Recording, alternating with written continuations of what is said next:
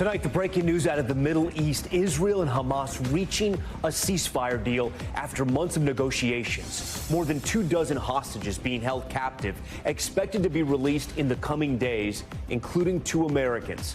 The celebrations on the streets of Israel and in Gaza. We're breaking down the terms of the multi-phase agreement. Could this be the beginning of the end of the war?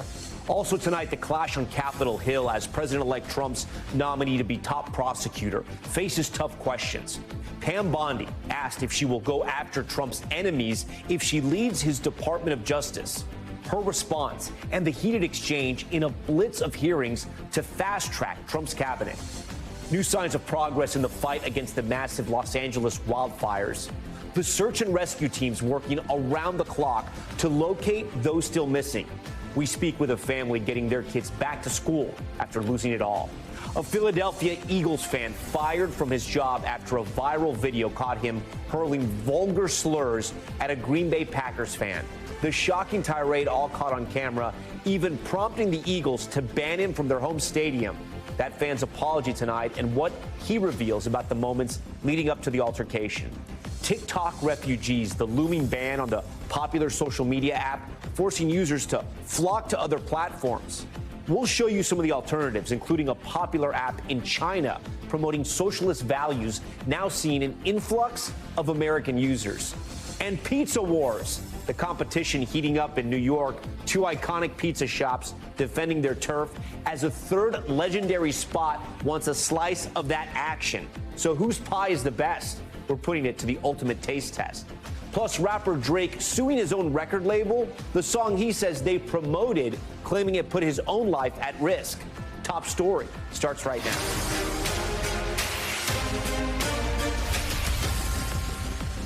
And good evening. Tonight, after months of negotiations, we finally have a deal. Israel and Hamas agreeing to a ceasefire that will allow dozens of hostages held since the October 7th attack to return home.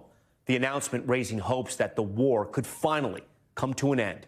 That news, look at this, sent people pouring into the streets in Tel Aviv, cheering and hugging.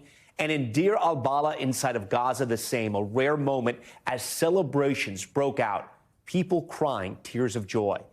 The agreement coming after 15 months of war, leaving more than 46,000 dead, images just like these, communities completely destroyed, and families in anguish, mourning the lives lost.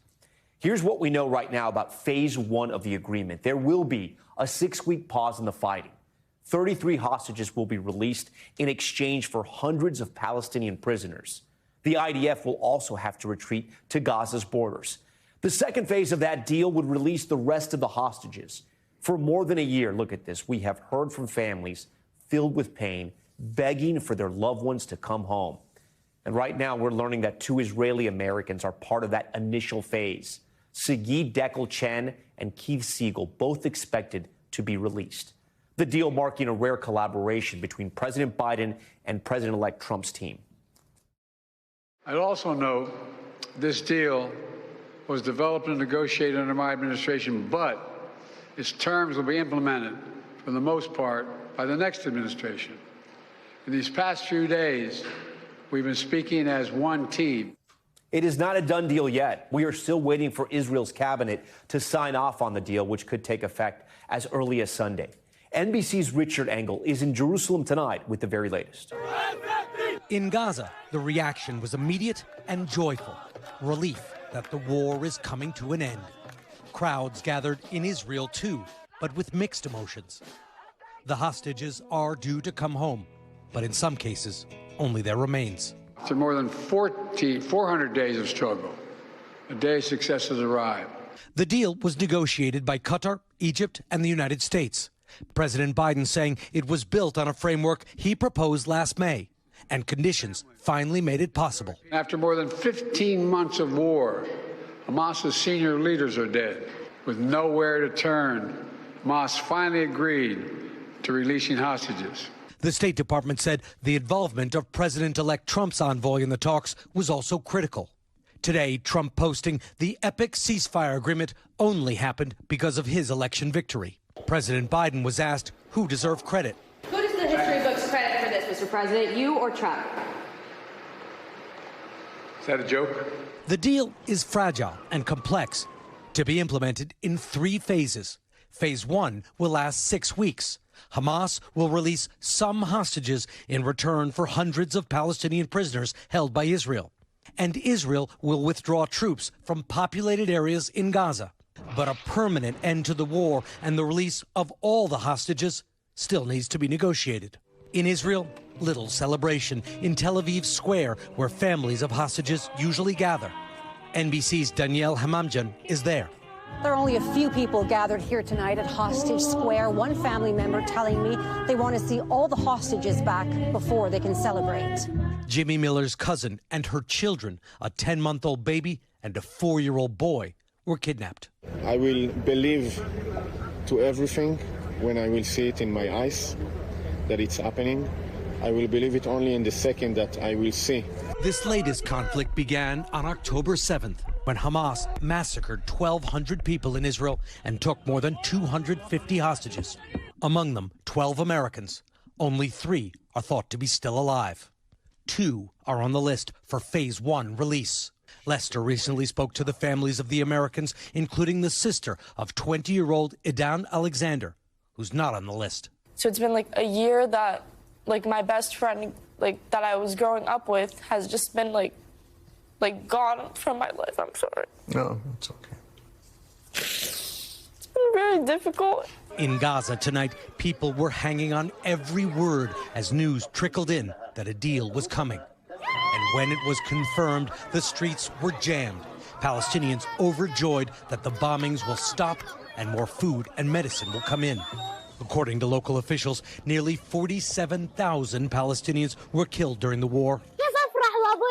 As for her reaction, Narmin al-Subuh said, "How can I celebrate tonight when my father, brother, and uncles were killed?"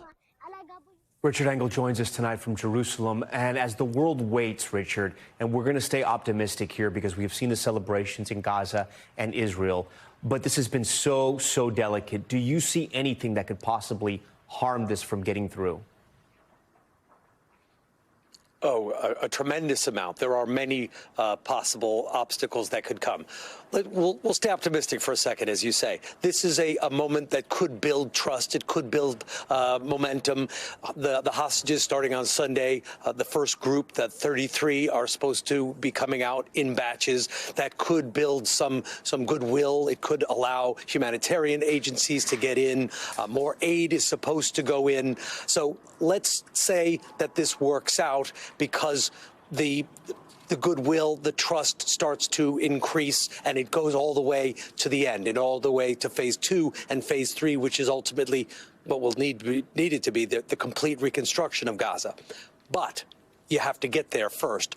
The deal has to be first signed off on by the Israeli government. That's expected to happen tomorrow.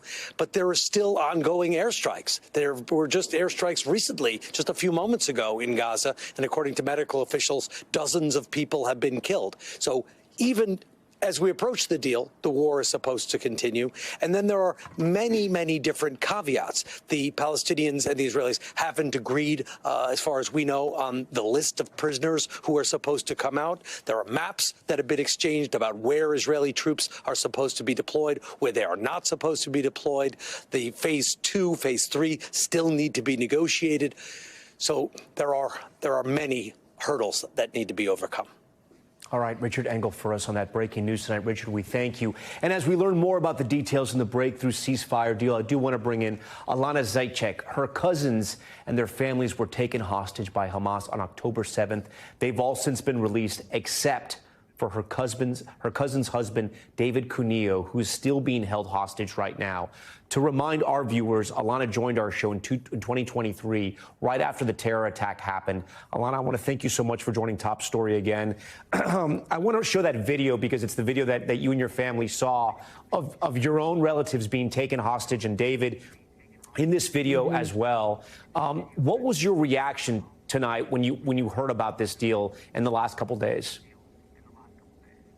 I think we're really emotional. I think that there is I don't even know if bittersweet is the right word, but there's a version, right, of being hopeful for the deal that we've been crying out for a very long time now, for some of the hostages to come home. But David is a man in his 30s, so it's unlikely that he would be part of the first phase, and that makes this a very precarious moment for those of us who are waiting for, we all want to see every single hostage released, but for my family, David would likely not be in this first phase, which makes this a bit of a stressful moment for us as well. So, Alana, I want to ask you about that. Do you say that because your family has been told that, or you just sense that he's not going to be released?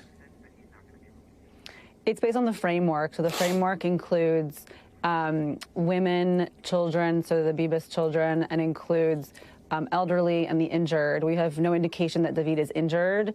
So any man that is of quote unquote fighting age is not included in that first framework of what has been negotiated so far. So we have seen, there are 2 hostages who have been there for 10 years who are hopefully going to be, we've heard, in this first round. So this is kind of the way Israeli society understands things, that they could leave people there for 10 years.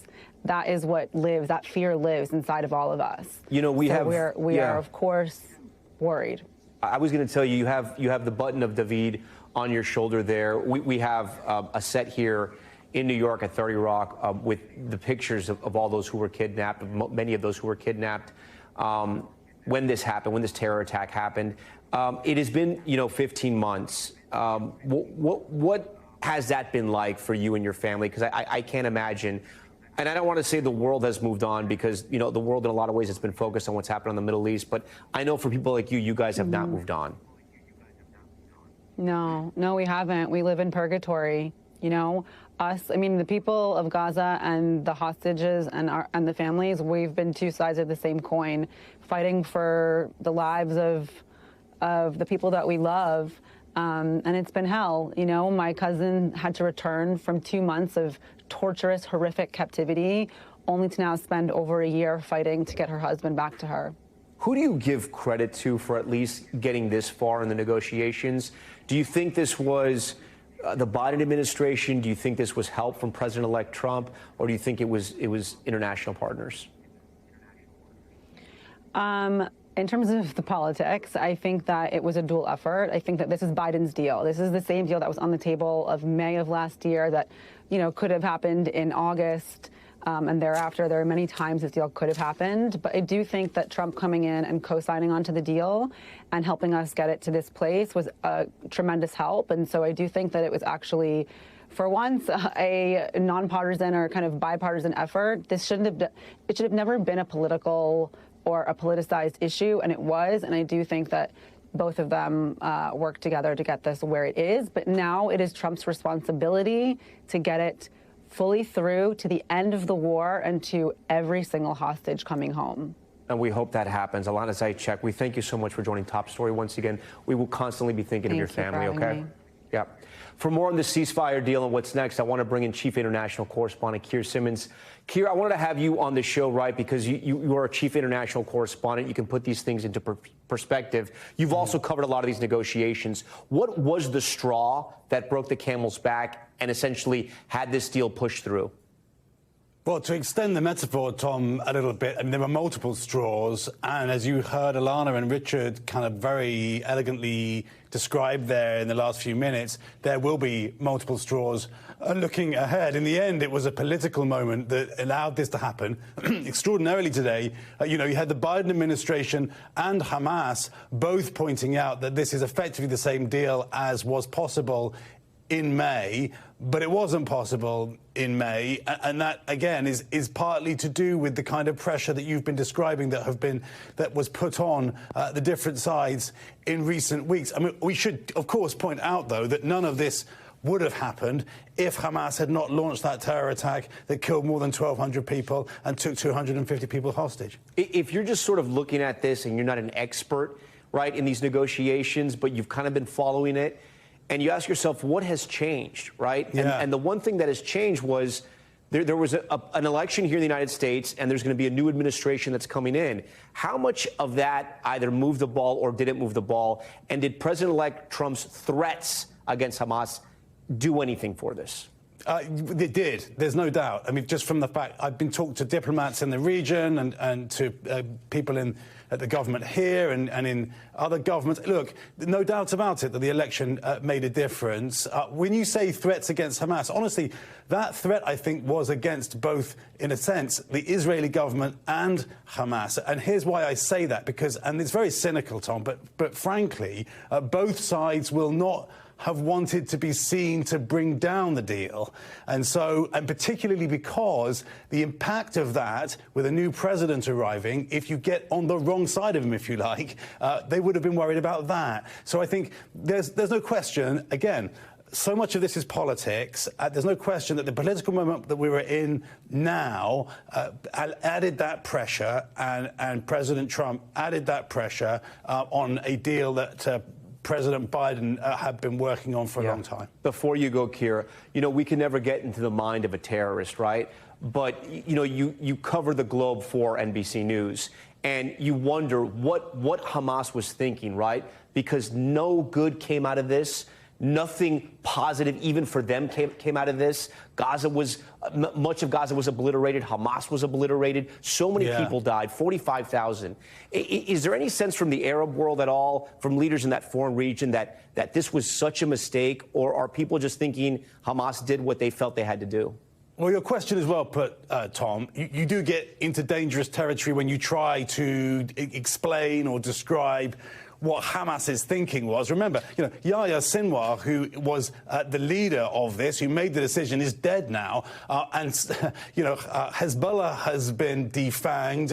Iran is on the back foot. Hamas, as you can see, just by looking at the pictures of Gaza, along with so many civilians, has been almost destroyed, frankly, although it is still there, we should know.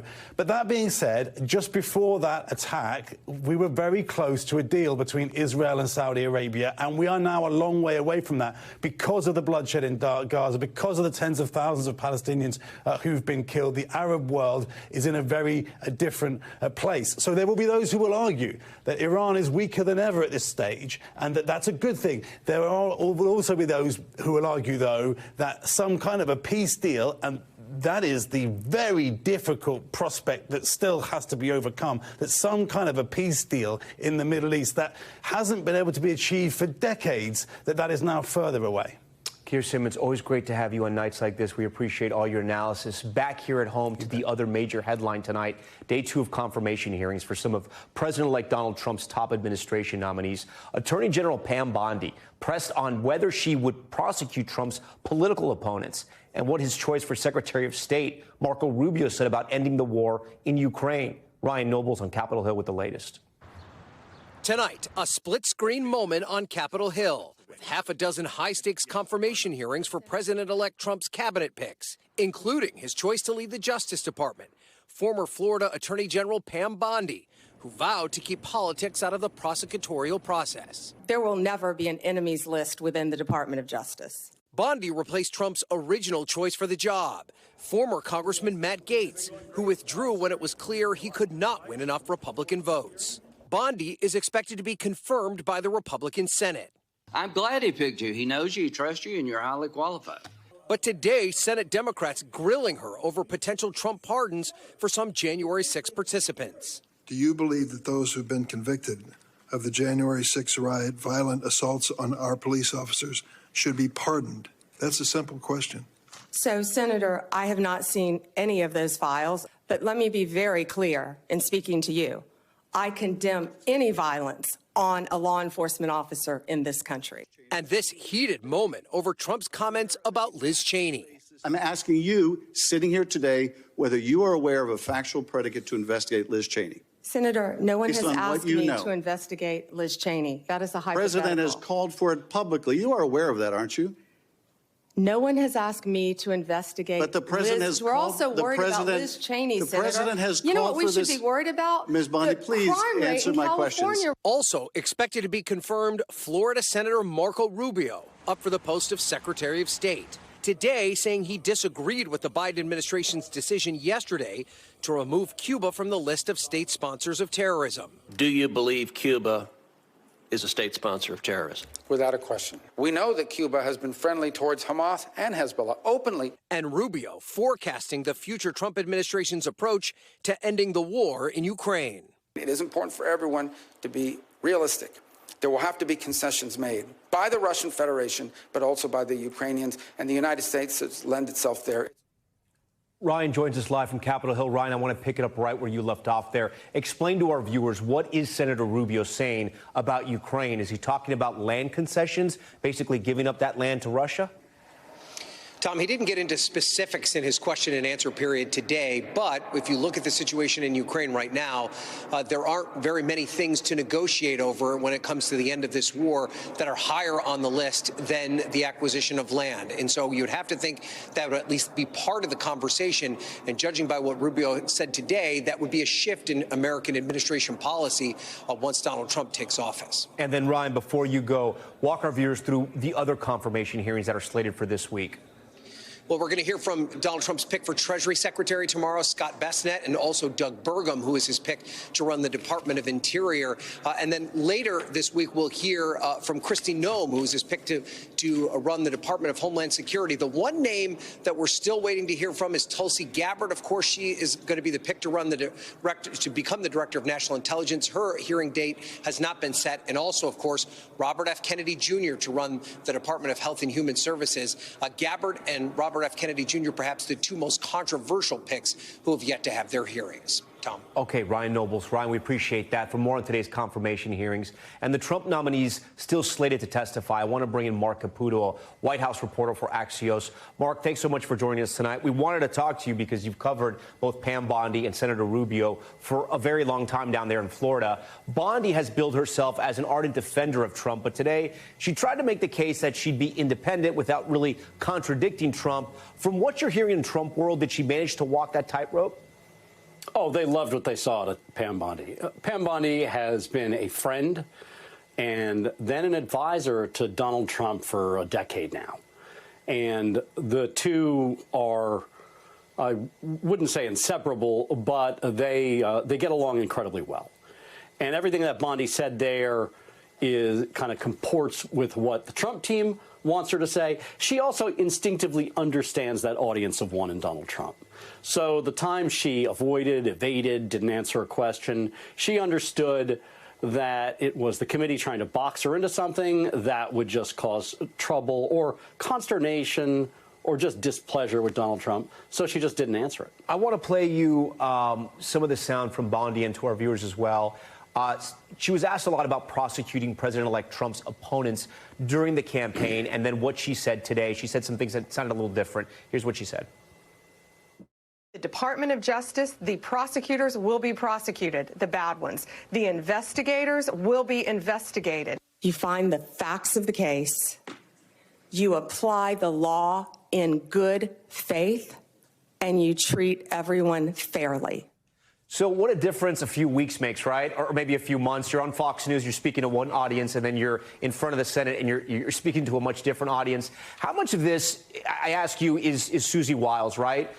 Because it sounds like, and it feels like these nominees have been very well prepared, and they've learned to sort of control both their emotions and what they're going to say. I could see Susie Wiles having an involvement there. This is more the Pam Bondi I've known since, 2009, 2010. It's just sort of consistent with her personality. That having been said, yeah, you're right. There's a disconnect in tone and in some cases in substance between what she said before and what she's saying now. I'm not privy to conversations between Trump and Pam Bondi or Trump and Susie Wiles. They don't talk about that sort of thing. But generally speaking, my understanding of the way in which Trump receives advice from advisors is that they can sort of talk him out of positions, but they have to know how to do it properly. Trump is sort of a difficult ship to man, and you have to just have a very gentle hand on the tiller and understand how to nudge it. And that's where his most successful advisors find their most success. So I could see Pam Bondi being very expert at doing that, but there is an open question. If Donald Trump tells her, hey, I want X and Y prosecutor investigated, what's she going to do? We don't know. Yeah, well, I want to ask you sort of a similar question, but about Senator Marco Rubio. He's a hawk on China. He's been a hawk on Russia. What happens now, right? Does he get molded by MAGA, or does he stick to what he's been saying as a senator for more than a decade? If you look at Marco Rubio's record in the Trump years, when Trump was president, those 4 years, Marco Rubio was essentially the de facto Western Hemisphere Deputy Secretary of State. Donald Trump's Western Hemisphere policy was largely run by or run through or advised by Marco Rubio. We mentioned, or you mentioned just a second ago, those Cuba issues. Marco Rubio helped write the sanctions against Cuba that Donald Trump passed in 2017. Marco Rubio, in another case, sort of talked Donald Trump out of or persuaded Donald Trump not to listen to people who wanted him to use military force in Venezuela. That's how much influence he has. The differences between Donald Trump and Marco Rubio on foreign policy are very small. And if you heard Rubio today, it's pretty clear that those guys are certainly on the same page.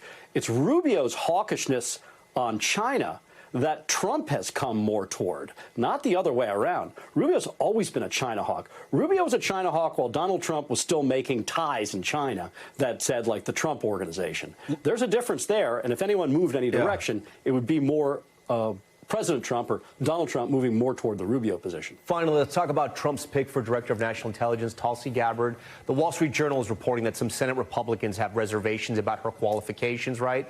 They report in Gabbard's meetings with Senator James Langford of Oklahoma, Gabbard couldn't clearly articulate what the role of Director of National Intelligence entails. Two Senate Republican aides and a Trump transition official said.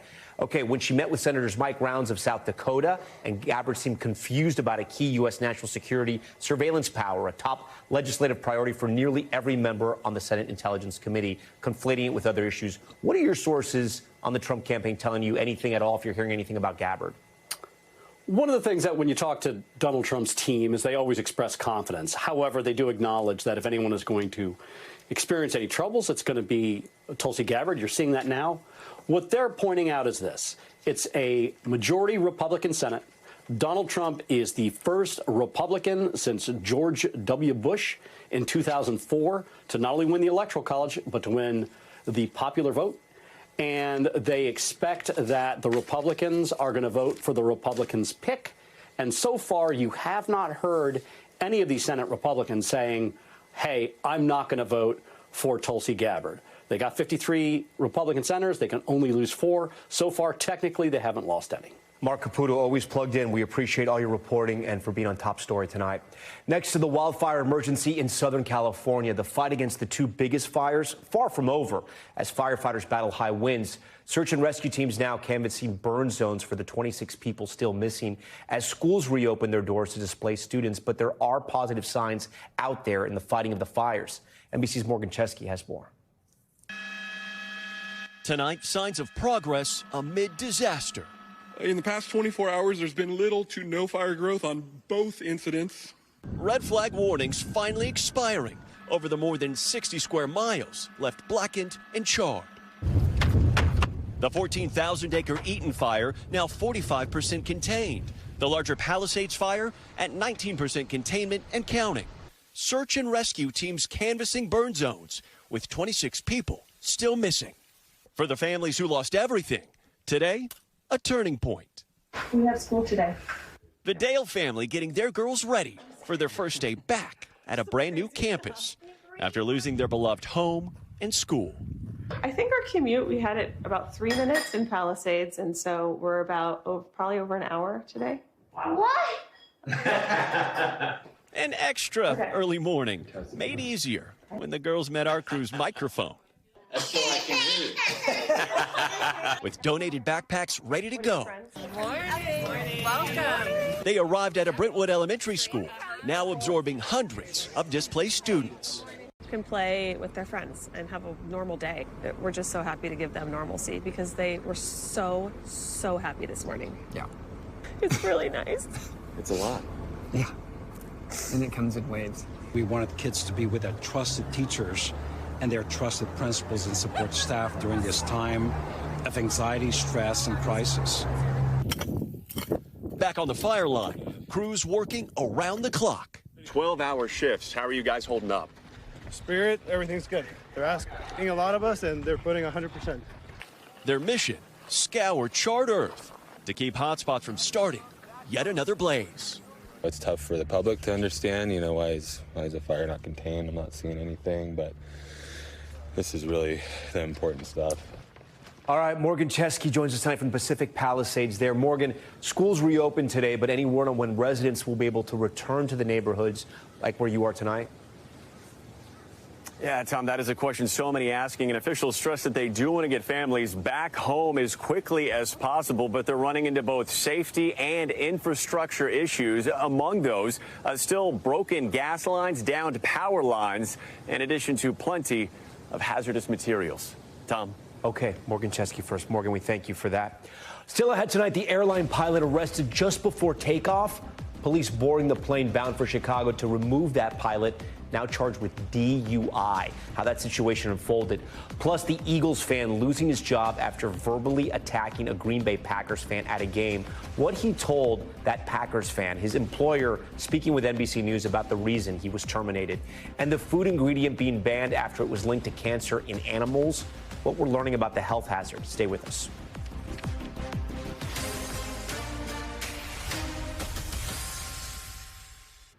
We are back now with a wild story out of Georgia. A Southwest Airlines pilot taken off his plane and arrested for DUI. That pilot relieved of duty tonight as the airline investigates. For more on this, we're joined tonight by NBC News aviation correspondent Tom Costello. Tom, what more do we know about this pilot?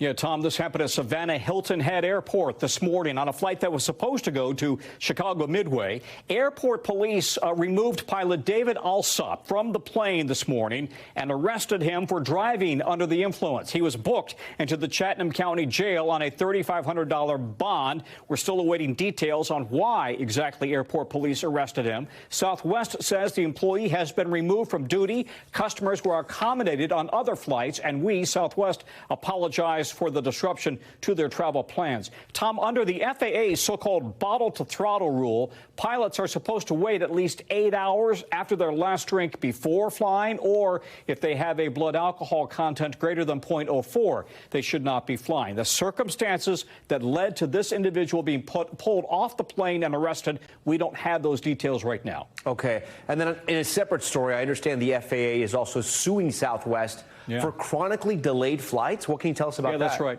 Yeah, the Biden DOT accuses Southwest of operating 180 flights back in 2022 that were chronically delayed with unrealistic schedules. Southwest says it's disappointed in the suit, saying last year it completed 99% of its flights without cancellations. The DOT has also fined JetBlue and Frontier for chronically delayed flights. But, Tom, as you know, this DOT is only on the job for another week or 10 days. The question is, what will the new DOT under President Trump look like, and will it be enforcing these types of so-called passenger rights rules as vigilantly as has the Biden DOT? Okay, Tom Costello for us, Tom. We thank you for that. We want to turn now to the growing fallout from a fan's vulgar tirade at an NFL wildcard game in Philadelphia. A viral video capturing the moment an Eagles fan berated a couple of Packers fans. The man behind the outburst now out of a job and banned from the stadium for life. NBC Sam Brock with the video and this report. After reviewing the play, the runner was short of the goal line. This viral video from Philadelphia's Lincoln Financial Field Sunday captures the moment trash talk took a turn. The Eagles now banning that fan from the team stadium for life after he unleashed this vulgar tirade.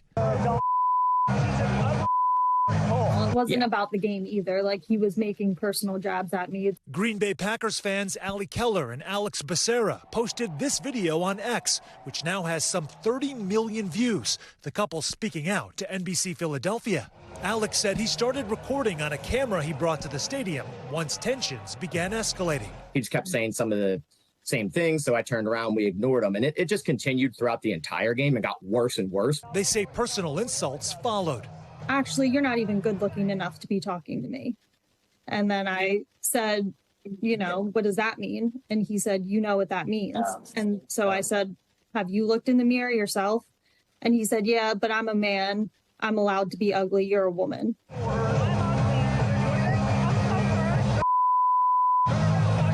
there's all Eagles fans allowing this to happen. So I didn't want to turn around and yell at this guy and then have my fiance get jumped in the crowd. Becerra is a content creator who runs a Packers-focused YouTube channel. I've been to 20-plus stadiums, and it's normally like that. You know, Eagles is a little bit more harsh sometimes, but it's all in playful fun. Consulting firm BCT Partners that specializes in equity and DEI services identifying the fan in the video as employee Ryan Caldwell and says that he's been let go from the firm. Caldwell now apologizing in a statement to NBC News, writing, "I said things that were unacceptable. In the heat of the moment, I chose unforgiving words to address one of the fans, Miss Allie Keller. I want to sincerely apologize to Miss Keller for those words." Adding, "The video clip circulating online does not reflect the full context of what transpired, and my actions were not without provocation." As for Packers fans Alex and Allie, who live just an hour from the stadium, this trip to the Eagles' home turf appears to be their last. Yeah. No, I don't think we'll go to Philly again. All right, Sam Brock joins us tonight in studio. So, Sam, we're hearing more tonight from the founder of that company that fired Ryan Caldwell. What is he saying? Sure. So, obviously, the situation is so regrettable, Tom, in so many different respects. The response from the company itself is really interesting because it's kind of bifurcated. On one hand, David Cayley, our reporter, spoke with Randall Pinkett. He's the founder of the company. He said what happened was vile, it's disgusting, it's unacceptable. But then he went on to say this: what troubles me is his behavior, but also troubles me is the cancel culture that we live in right now that doesn't afford people grace, that we don't have the opportunity to be better people and to learn from our mistakes. Now, yes, obviously he's saying, look, you can't judge someone by the worst thing that they've ever done. But if you're a father, you know, if you have daughters and you heard those words used directed at your daughters, I don't know many fathers that would look at that and say this is acceptable or even explainable in any way. And maybe this is sort of a commentary on where we are right now. But that was sort of how we tried to cover both sides of this. All right, Sam Brock, covering it all for us, Sam. We appreciate that. Thank you. When we come back, from rap battle to legal battle, rapper Drake filing a lawsuit against his own record label for promoting Kendrick Lamar's hit song Not Like Us. Why he says their conduct put him in harm's way. We'll explain.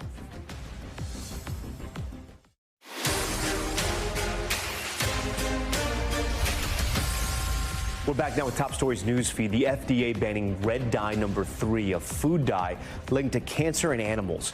The dye used in foods from candy to cereals to strawberry milkshakes. Red dye number 3 was approved in 1907, even though it was made from petroleum.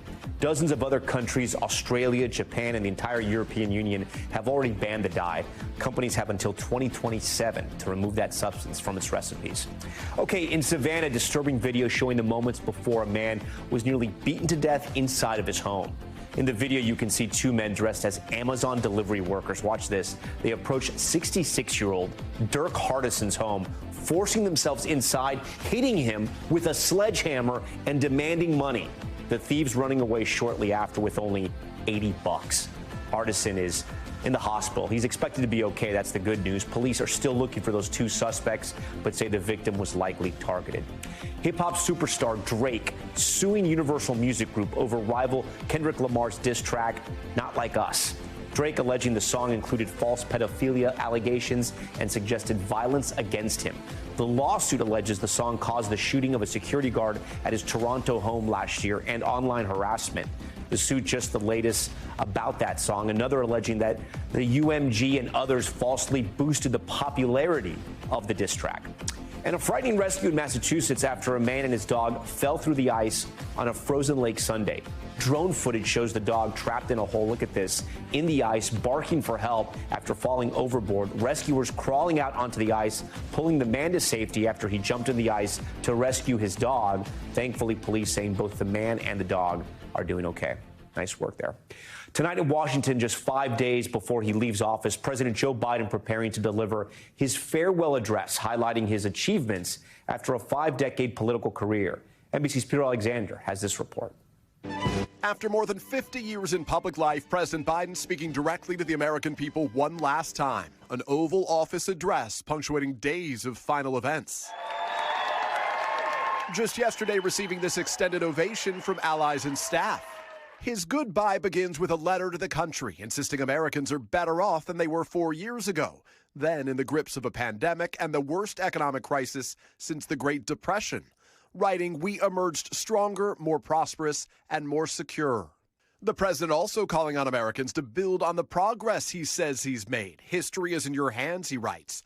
The power is in your hands. The idea of America lies in your hands. His focus tonight defining his legacy ahead of Donald Trump's inauguration next week, with Trump already vowing to roll back many of Biden's signature initiatives. I've been disappointed to see the Biden administration's attempt to block the reforms of the American people and that they voted for. We had a landslide election. Still, President Biden is not leaving the way he wanted. His last primetime address 6 months ago, announcing amid pressure from his party, he was dropping out of the race. I revere this office, but I love my country more.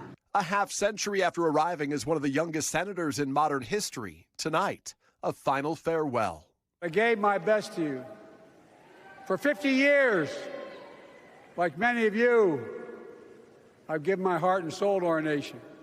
And with 4 full days left, President Biden's advisors say that his work isn't done. There's more on his to-do list, telling NBC News to expect the president will announce more pardons and commutations. What is not clear is whether President Biden will preemptively pardon any of the political figures who aides here believe could be targeted by President Trump. Tom? Coming up next, where the self-proclaimed TikTok refugees are headed.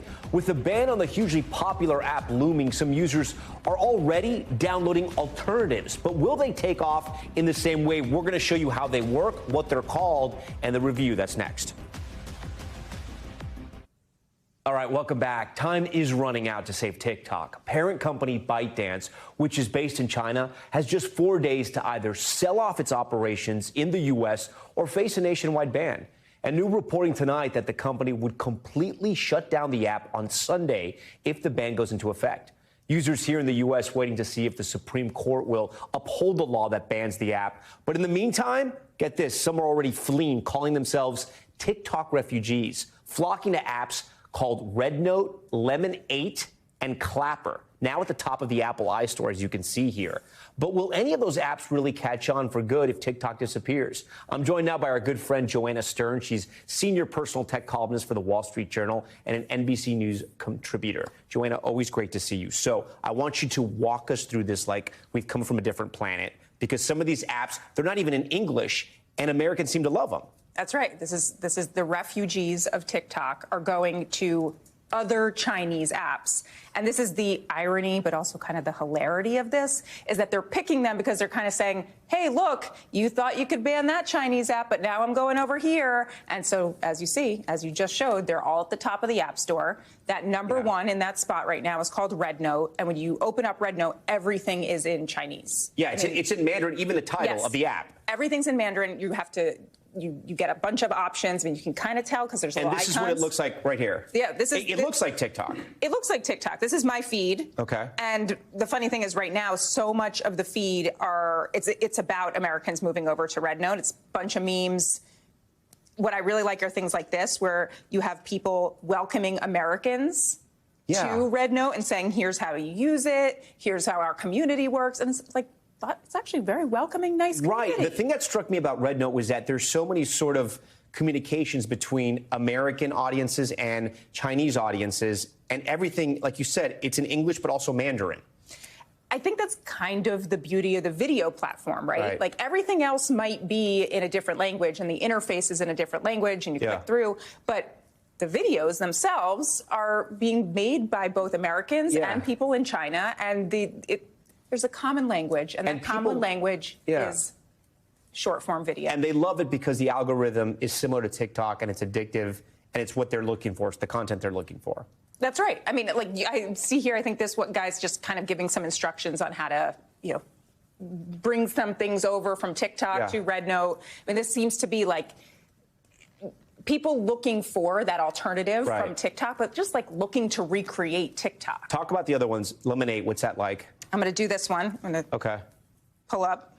So this is it here. This is it here. And I've heard, like one of our producers was explaining to me, it's kind of like a Pinterest / TikTok kind of. Yeah, I mean, and here I was able to customize with some different interests. So I said I was interested in beauty, I was interested in tech. And so when you open these up, it's pretty much just nails, okay. Nails and no images. Judging here, just interesting. Yeah, images, and then there's information below. There has been some of these in my feed that have been about... Again, this is from China. This is from China. This is not only from China. This is owned by ByteDance. This is owned by the same company. Yeah. So there's a chance this would get banned too. And what do you think? Do you think this is going to take off if TikTok goes down? I think everyone right now is looking for the TikTok clone, right? Yeah. And the issue is that it's very hard to clone TikTok for two reasons. One, the algorithm. Two, the people that are there. TikTok has 170 million users in the U.S., give or take. Mm-hmm. The only other platform that's going to rival that right now is Instagram or something owned by Meta. And so those are the places where you're likely to have that full range of content. It doesn't mean one of these couldn't start out and in a few years blow up, but I'm still thinking TikTok's going to survive. The fears about TikTok and being owned by a Chinese company, you mentioned that Lemonade, it's owned by ByteDance, right? And that they actually have, I think, in their guidelines, something about promoting core socialist values. So the things that American leaders were concerned about, they're actually still out there. And this is going to be the continuing issue. It's going to be whack-a-mole, right? Yeah. And so this is what the big press has been in government to get rid of that ownership, get rid of that Chinese integration into these apps, even though ByteDance in the U.S. has assured people over and over again, they've assured the Supreme Court justices there's no influence from China, but that's the finally, there's so many people on TikTok out there. What do you think is going to happen on Sunday? Oh, this is the question. Look, I personally think TikTok will survive at some point. You think the Supreme Court is going to? No, I think the Supreme Court seems to be leaning towards upholding this law. I just think there's going to have to be another way, and ByteDance has been playing a game of chicken here. They've just been saying, "Hey, we're going to keep we think we should go. This company should survive," without really looking at those other options. I mean, they've likely been looking at them behind the scenes. Right. But so you think an American owner will come in and there'll be some kind of partnership? I think so, or some hosting deal, or something that at least then appeases the Trump administration to say, "Look, we feel this app is more safe." If not, we'll look for that nail content video on Lemonade. That could help us. All right. Joanna Stern, we thank you for that. When we come back, a pizza battle is cooking up in New York City. One of the most popular pizzerias opening up right across the street from two of its competitors. When we come back, we'll take you to the new Pizza Row to get a taste of that turf war. Stay with us. Finally tonight, a battle for pizza supremacy unfolding right here in New York City. For decades, Grimaldi's and Giuliana's have dominated the market in a waterfront Brooklyn neighborhood. But now a third legendary pizzeria has opened up a new location. So does this mean the start of a pizza war? NBC's Valerie Castro went down there to find out.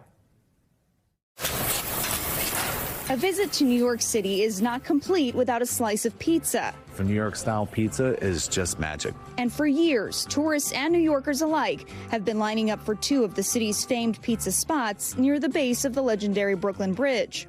We're about an hour and a half from New York, so we decided to come get some pizza for the week. But the competition on this block just got hotter than a pizza oven.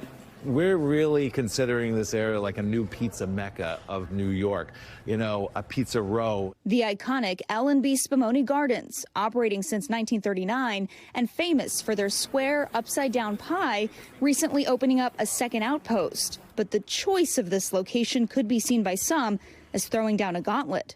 Is there a pizza war going on here? Oh, absolutely not. It's a friendly one, if anything. L&B Spumoni Gardens picked prime real estate for this location. It's in the heart of the Dumbo neighborhood in Brooklyn, which is a big draw for tourists. But right across the street are two other famous pizza restaurants that have been here for years.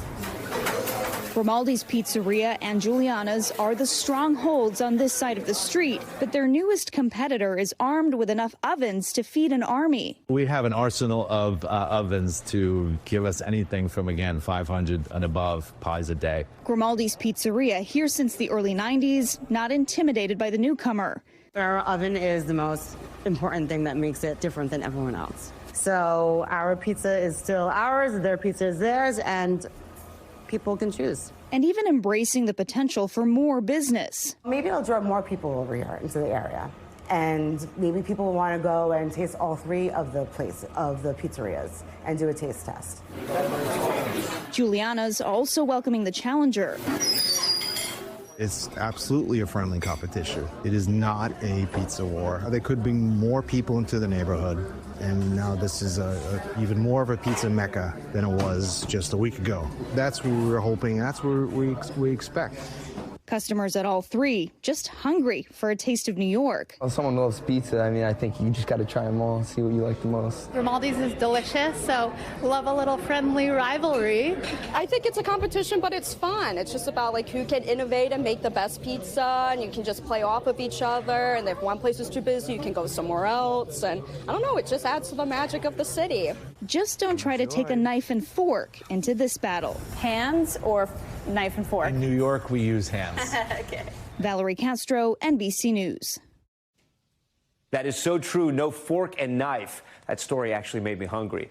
All right, we thank Valerie Castro for that story, and we thank you for watching Top Story tonight, but we want you to stay right there because we're going to have much more on President Biden's farewell speech. Our coverage continues right now.